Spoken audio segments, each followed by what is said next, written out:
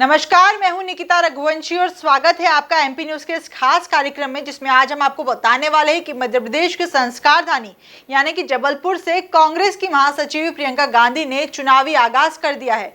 इस मौके पर प्रियंका गांधी ने कर्नाटक की तर्ज पर ही बीजेपी पर आक्रामक अंदाज में हमला बोला है और उनका धार्मिक कलेवर भी इस दौरान दिखाई दिया। तो जानते हैं हमारे सहयोगी सुनील बताए कि प्रियंका गांधी ने किस तरीके से चुनावी हुंकार भरी है।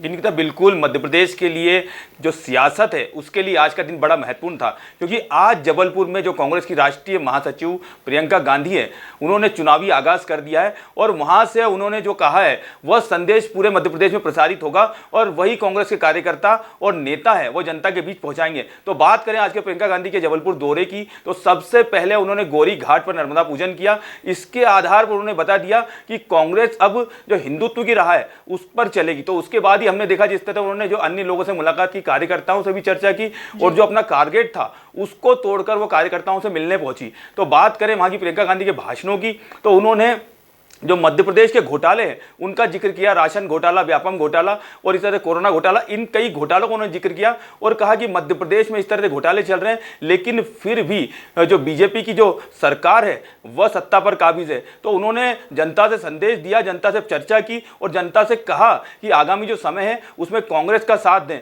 इसी तरह उन्होंने कांग्रेस की कई घोषणाओं का भी जिक्र किया और जो कर्नाटक, हिमाचल प्रदेश में उनकी सरकार जो काम कर रही है उसका जिक्र किया कि जो जो उन्होंने कहा था वह वहां जल्द लागू करते जा रहे हैं। तो इस तरह से मध्य प्रदेश के जो चुनाव है उसको लेकर भी उन्होंने कई वादे किए।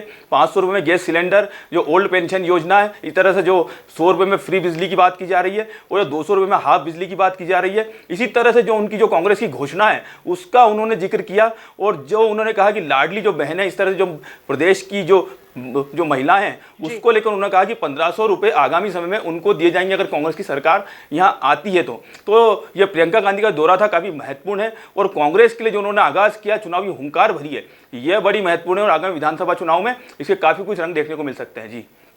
जी तो सुनील बताएं कि मध्य प्रदेश में जो महाकौशल का इलाका है वो काफी इस बार महत्वपूर्ण साबित हो गया है, क्योंकि और इसके पीछे ये बताएं हमें कि क्या वजह रही कि प्रियंका गांधी ने महाकौशल के इलाके से ही चुनावी हुंकार भरी है इस बार।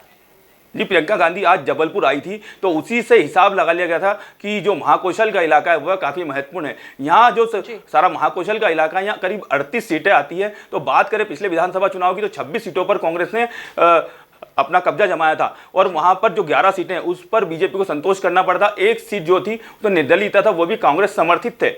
तो बात करें पिछले विधानसभा चुनाव की तो उसके परिणामों को दोहराने के लिए कांग्रेस एक बार फिर से प्रयास कर रही है और चाहती है कि जिस तरह पिछला परिणाम था उसको दोहराकर एक बार फिर से सत्ता पर काबिज हो जाए। तो बात करें महाकौशल इलाके की तो यहाँ से कमलनाथ खुद भी इसी इलाके से आते हैं और यहीं से बात करें, यहीं से विंध्य का इलाका भी शुरू होता है और यहीं से बुंदेलखंड का इलाका भी शुरू होता है। और बात करें नर्मदापुरम के सारे कछार की तो वो जो सारा इलाका है वही इससे लगा हुआ है और महाकौशल से जो संदेश जाता है और महाकौशल में अगर पार्टी मजबूत दिखाई देती है तो ये सारा संदेश मध्य प्रदेश की कई सीटों पर जा सकता है। तो यही संदेश देने के लिए कांग्रेस ने महाकौशल के इलाकों को चुना। जी, वही खबर है कि इस बार सुनील की शिवराज सिंह चौहान खुद भी और बीजेपी के प्रदेश अध्यक्ष वीडी शर्मा भी महाकौशल के इलाके में ही है आज के दिन।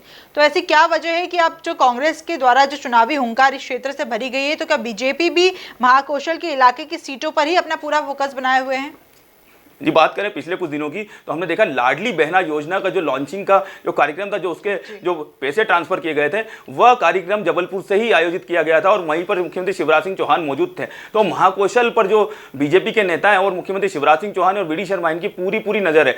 बात करें प्रियंका गांधी के आज के दौरे की तो इनके दौरे के दौरान कटनी में हरिहर जो तीर्थ है उसका जो भूमि पूजन होने वाला है तो उसमें मुख्यमंत्री शिवराज सिंह चौहान और वीडी शर्मा शामिल होंगे।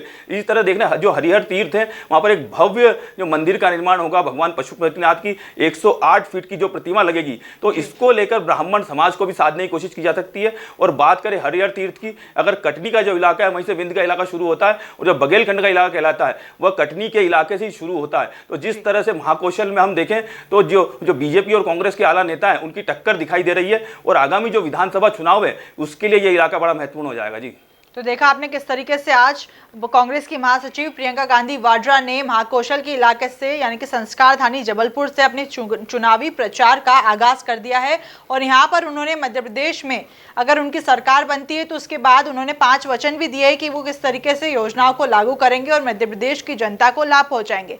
आगे क्या होता है ये हम आपको इससे जुड़ी अपडेट्स आपको एमपी न्यूज़ पर देते रहेंगे। ऐसे ही राजनीतिक मुद्दों की जानकारी भी आपको यहाँ पर मिलती रहेगी, तो उसके लिए आप जुड़े रहिए और देखते रहिए एमपी न्यूज़।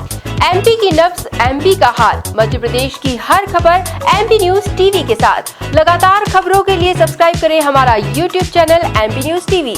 लेटेस्ट अपडेट्स के लिए बेल आइकन दबाना जरा भी न भूलें।